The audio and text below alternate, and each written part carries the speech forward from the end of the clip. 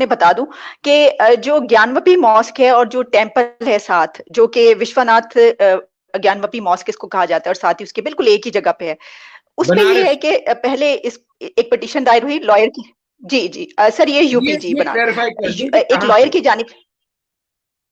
Sir UP में है ये यूपी का हाँ, केस है। तो यूपी में बनारस ही है ना। जब एक लॉयर की जानिब से सर एक जी जी जी बिल्कुल, ओके। जब एक लॉयर की जानिब से ये पिटीशन दायर हुई कि ये जो जगह है ये दरअसल टेम्पल की जगह है, और यहाँ पर मॉस्क जो है वो बाद में बनाई गई, उस टेम्पल की जगह को तोड़ के इस तरीके से बनाई गई। तो उसके बाद जो कोर्ट है उसने ये ऑर्डर किया कि इस पे एक आर्कियोलॉजिकल सर्वे करवा लिया जाए कि ये जगह वाकई किसकी है। अ, अब मंगल के दिन ट्यूसडे को एक वहां पे एक और साहब हैं जो कि वक्फ मुस्लिम वक्फ बोर्ड के जो हैं वो हैं, उनकी जानिब से एक पिटीशन दायर हुई है। ये रिक्वेस्ट दायर की गई है कोर्ट में कि जो सर्वे करवाने की हुक्म दिया गया उस ऑर्डर को सस्पेंड कर दिया जाए। अब सर ये दरअसल सवाल मैंने इसलिए उठाया कि पहले तो मैं जानना चाहूंगी आपसे कि ये जो केस है और जो वो टेम्पल और वो जो जगह है उसकी हिस्टोरिकल फैक्ट्स आपके पास क्या है।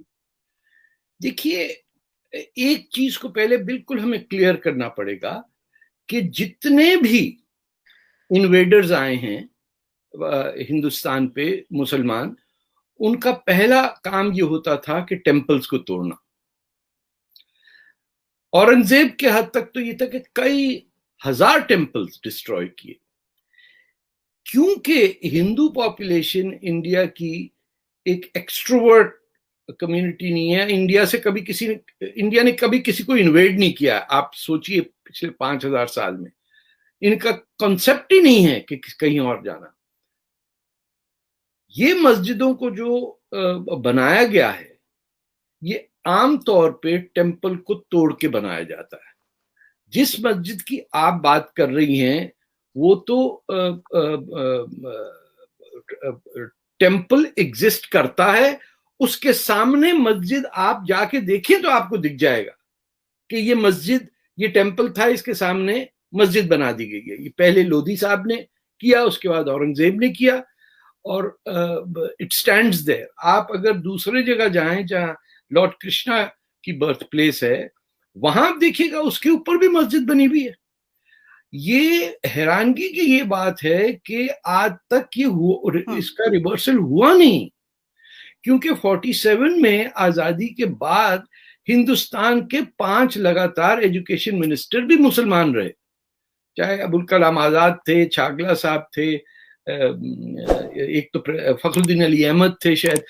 5 वो इंडियन एजुकेशन मिनिस्टर जिन्होंने यूनिवर्सिटी के सिलेबस, स्कूल की बुक सब लिखी। उसके अंदर उन्होंने उन लोगों को ग्लोरीफाई करा दिया जिन्होंने हिंदुस्तान को आके लूटा। अगर पाकिस्तान में होता तो तब भी गलत था, लेकिन पाकिस्तान में तो एक कंसेप्ट ही अलग बना, इसीलिए मुल्क बना ताकि हम कहें कि हम हिंदू के साथ रह नहीं सकते। और वो इतनी बड़ी फ्लॉ थी कि हिंदुस्तान में ज्यादा मुसलमान है, पाकिस्तान में कम है, ना उतने बांग्लादेश में।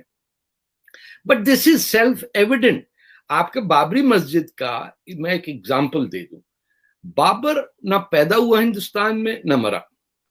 बाबर आया लूटने हिंदुस्तान में, और उसने उसके नाम पे एक टेम्पल के ऊपर मस्जिद बना दी गई। और अयोध्या के अंदर आप सोचिए 500 साल हिंदुओं को स्ट्रगल करनी पड़ी अपने टेम्पल वापस लेने के लिए। और जिस आर्कियोलॉजिस्ट ने उस पर रिसर्च करके सुप्रीम कोर्ट को अपनी फाइंडिंग दी, दैट वाज अ मुस्लिम, जिसने कहा कि यह तो नीचे टेम्पल है। अब मोदी जी के गवर्नमेंट के बाद सेकंड टर्म के अंदर ये उनमें हिम्मत आई है कि वो अपनी हेरिटेज को प्रोटेक्ट करने के लिए और अपनी सेल्फ रिस्पेक्ट के लिए वो कह रहे हैं कि हमारा मंदिर अगर तुमने तोड़ा है तो we will build it back where it was. आप खुद जाके देख लीजिए इस मस्जिद को। आप यू विल जस्ट, आप काशी चले जाएं, बनारस जिसे कहते हैं हम, और सामने देखिए तो वो टेम्पल का अगला हिस्सा तो मस्जिद है, और उसका पीछे का पूरा हिस्सा हिंदू टेम्पल के कब्जे में। तो आप अंदाजा लगाइए पाकिस्तान में अगर ये हो सकता हो, क्योंकि मस्जिद पे किसी ने हिंदू टेंपल बनाया